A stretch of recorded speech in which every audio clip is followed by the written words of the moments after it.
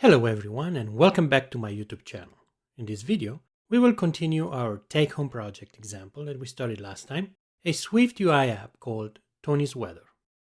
In our last lesson, we first made a choice for the source of data to be used for the project, and we chose a company in London called Open Weather.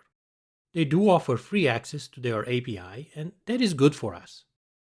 We then learned how to work with APIs in general, getting a better understanding of what an API really is and how they work.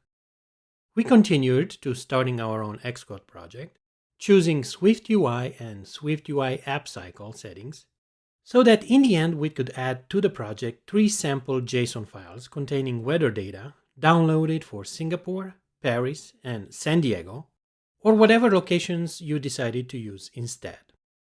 In this lesson, we will start by writing code covering the most important part of the app logic, the data models. Then we will take a second to discuss the meaning of the Codable protocol, followed by learning about a process called decoding, so that we can start writing actual Swift code that will take the same weather data we have saved in our 3 JSON files and decode it into our own custom structures. We will end the lesson by performing a quick test of our first function to see how well it is working. Let's get started.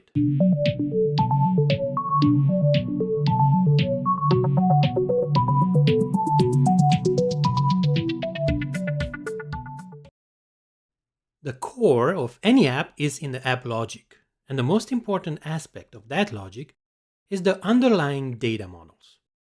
Let's go back to our API documentation provided by the Open Weather service and see what kind of data we are going to get back as an API response.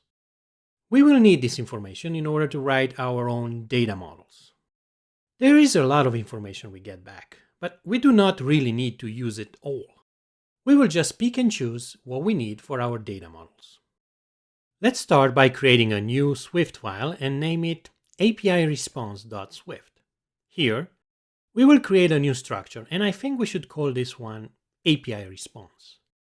It will hold the entire API response we will get from the weather service. The first property we need is the time zone, which will be of type string. We are using let here instead of var, since this value will clearly be a constant value. Once downloaded from the server, it will not change until we download new data, in which case the entire structure will be replaced with a new one. Let's have another property for the time zone offset, which will be of type double. And then one more property called current, but this time the type of this property will be another custom data type, for which we will need to create another structure. Notice that open curly bracket for the type in the documentation. It indicates this property is a nested custom object rather than a primary type. Strings and doubles used earlier are primary types, but not this one. The custom object ends with a closed curly bracket, and inside these brackets is a list of properties for the custom object, a series of keys and values. So let's put our API response structure aside for a second and create a new file called current.swift.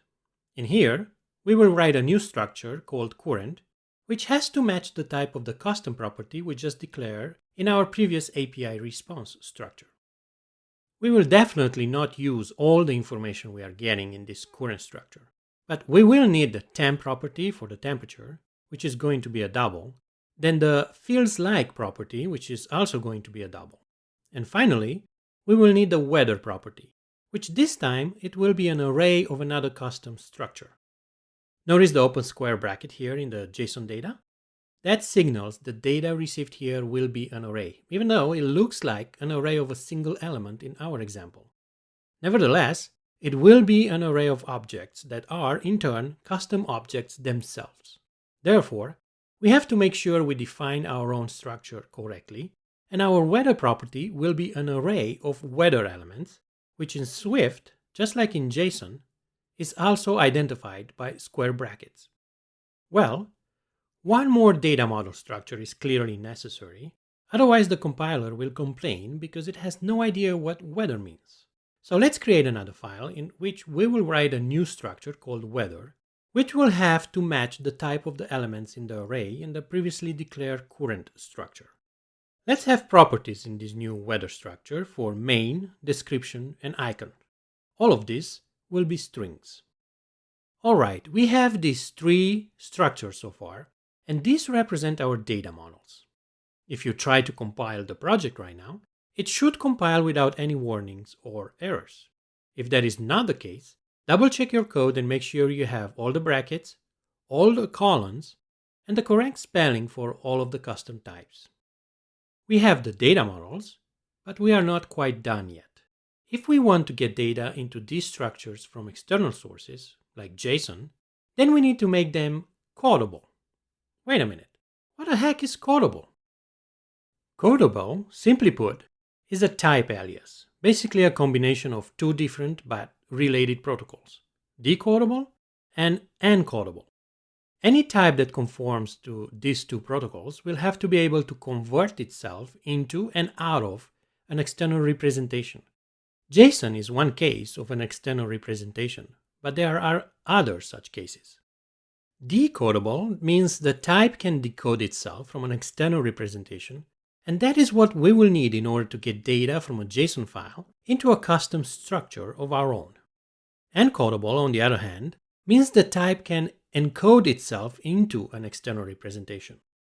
We need our custom structures to be decodable in the first place, because the data will come to our app from the internet in the JSON format, which is an external representation, and we will need to decode that JSON data into our own structure before we can use it.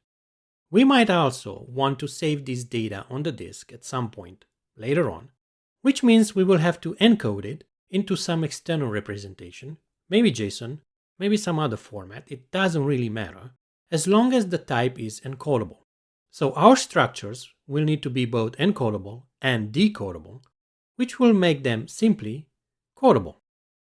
But how exactly can we make our own custom structures conform to this codable protocol? There are two steps for this. The first step is to simply declare our custom type to be codable. And we do that with a colon after the structure's name and the declaration codable. The second step is to make sure that all of the properties in the structure are themselves callable, otherwise the project will not even compile. Time zone is of type string, and string is already callable by default. Time zone offset is a double, and double is also callable by default. That's pretty nice. We automatically get some of the primary types to be callable by default. Thank you, Apple. However, our own custom current structure is not callable, at least not yet. But we can make current callable in the same way. First declare it to be callable, and then make sure all of its properties are themselves callable. We have two properties of type double, temp and feels like, and we already know that doubles are callable by default. Great! But our own weather structure is not yet callable. Easy fix. We declare weather also to be callable, and since weather has three properties of type string, which we know are callable by default, we are now done. We have a fully callable API response structure with nested callable substructures. But before we write any code that will perform the actual decoding of JSON data, let's take a second to understand what decoding really means. Remember those three JSON files we saved earlier after making an API call in the browser? I saved one for Singapore, one for Paris, and another one for San Diego. Out of all that mumbo jumbo contained in a JSON file, we need to extract only what we need into an organized structure, our own custom structure, or a combination of structures that we just finished writing, where we can easily reference time zone as a property with a string value of Asia/Singapore in our example. Time zone offset will be another property with a value of 28,800 in our case, and current will be yet another property, except this property will be a reference to another structure on its own, with properties and values also extracted from the JSON file, such as temp, feels like, and weather. This last one, weather, will be a reference to an array containing elements of a custom structure with such properties for main, description, and icon. In this Singapore example, it looks like our weather array contains a single element, but that's just our example. The weather property still needs to be an array. Alright, everything else in the JSON file we will choose not to decode for now. Additional data is still available in the JSON file, but for now we are not going to decode everything it has to offer. We might come back later, however, to pick and choose some more data at some point. Now we know what we need to achieve. We need to be able to pick and choose from a mumbo-jumbo JSON data and populate our own custom structures, a process that is called decoding. So how exactly do we do that? The process has three distinct steps. The only thing we'd have to start with is a file name. In our case, it could be either singapore.json, paris.json, or san diego.json. You might have chosen different file names earlier in the tutorial. We will write a function that will take a file name as an argument and return a custom API response structure, one that we wrote earlier, and it is fully codable. The first step is to actually locate the file. We have a file name, but that is not enough. We don't really know where in the device the file is located. Any device, including iPhones and iPads, have a file system, just like any other computer. A file system that is composed of folders and files. Everything starts with a root folder, and from that point there are infinite possibilities of folders and files. One of those folders is a folder containing our own app bundle, and inside that folder somewhere we will find our JSON file. Once we manage to locate the file, then we have converted our initial file name into an URL, basically a piece of data describing the exact location and name of a file in terms of a file path and a file name. Step 2 will be to load the content of that file into memory. If that goes well, then we get a data object, which simply represents a container or a buffer full of bytes, data without any particular meaning for now. From here, step 3 will be to convert this data into our own custom structures, a process called decoding, and if this step goes well as well, then we get to have the final result, our own custom structure, populated with data from the JSON file. In order to locate this file of ours, we will employ the help of a class provided by Apple called bundle, which is a representation of both the code and the resources stored in a project bundle directly on the device's disk. Everything that has to do with a specific app.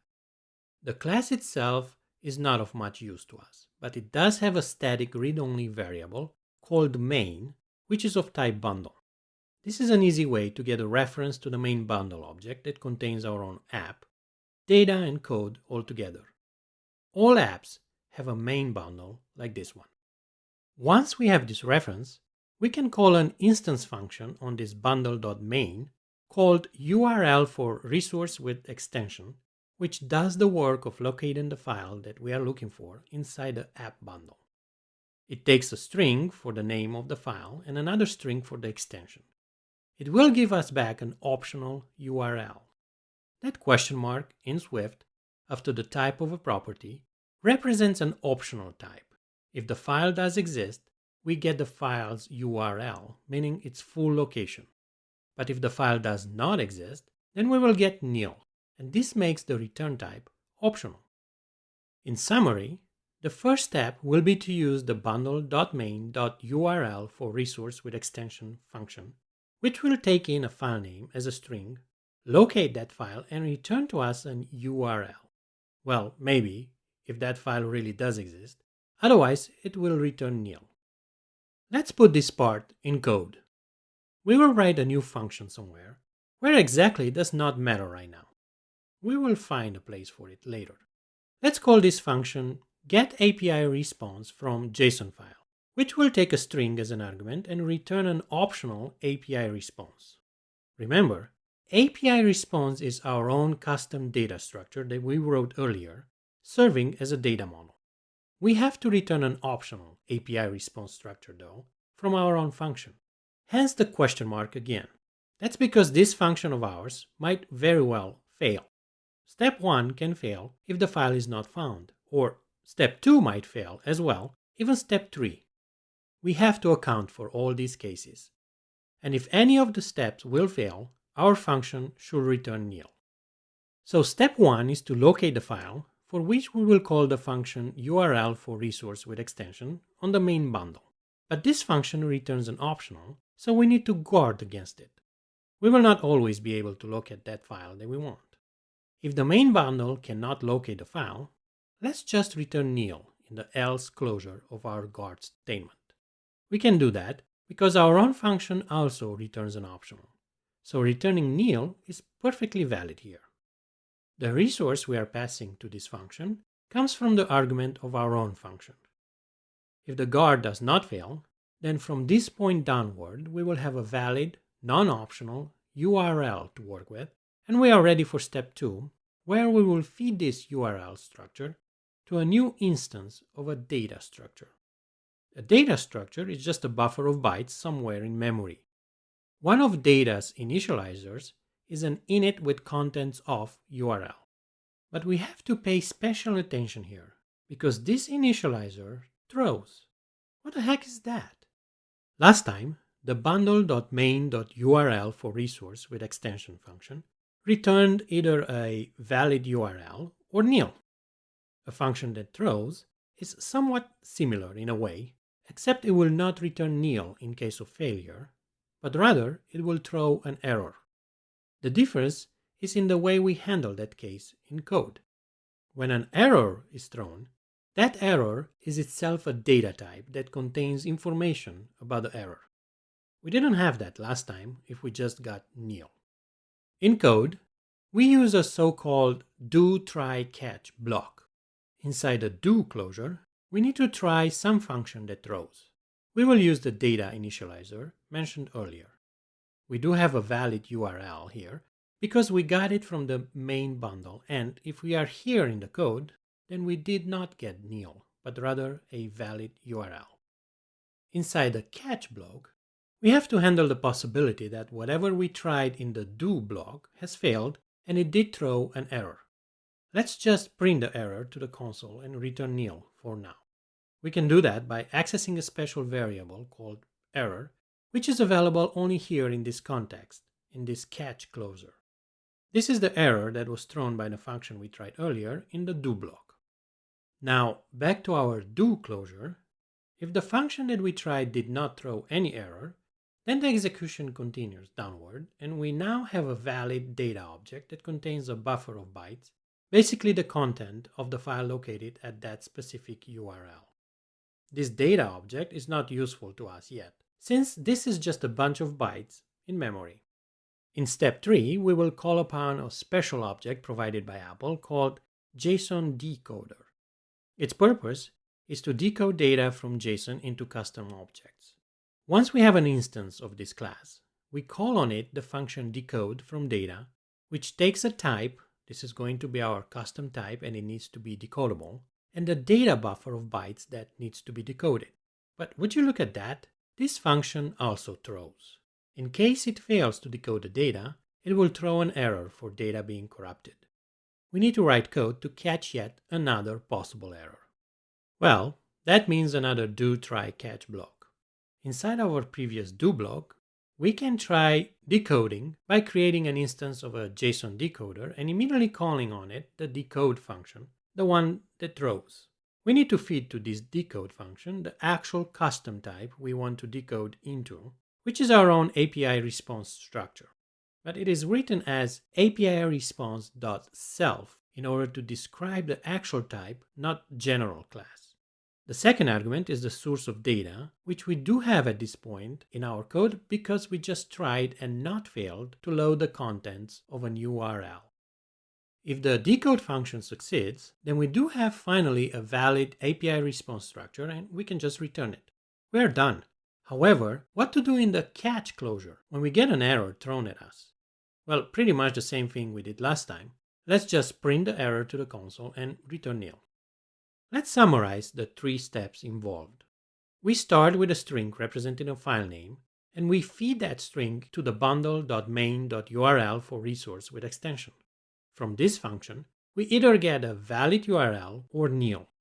We continue only when we have a valid URL, and we feed this URL to a new instance of data using the initializer's contents of URL. This initializer will either give us back a valid data buffer of bytes, or it will throw an error. Once again, we continue only when we do have a valid data buffer, and we feed this data buffer of bytes to a new JSON decoder instance, asking to decode those data bytes into a custom structure of our own. And this last call we make either gives us back a valid custom structure, or it throws another error. The code for these 3 steps looks like this, very similar to what Apple is recommending in one of their tutorials. Alright, let's get this code tested and see how we did. I mentioned earlier that this function of ours does not have a right place yet. And that was on purpose, because in the next video we will delete this function altogether. It's going to be gone.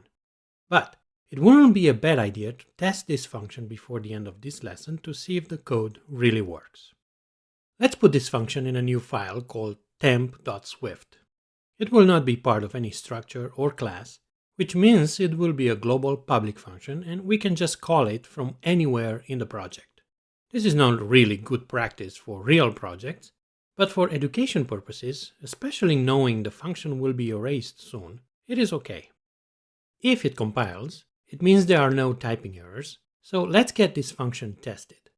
Any new SwiftUI project automatically comes with a placeholder source code file called contentview.swift, which contains a sample content view structure, a place to start.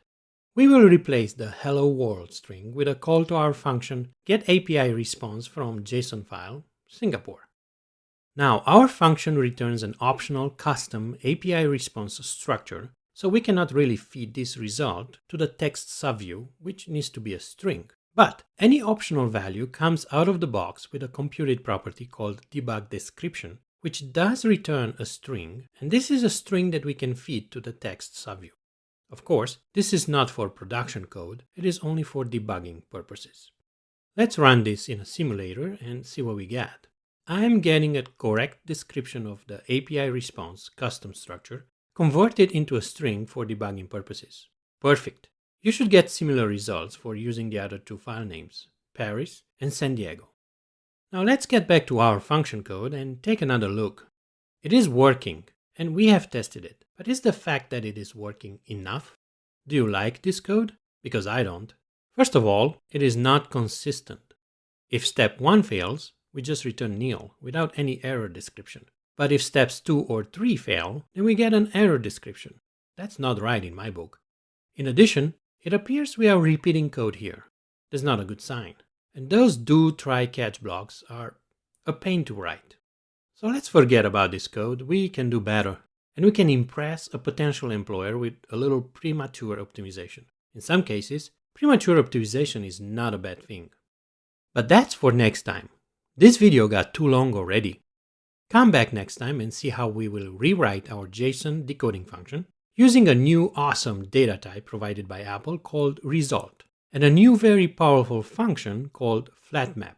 We will continue then with writing, finally, the first subview in SwiftUI. Thank you for watching this lesson, and I hope to see you all in the next one.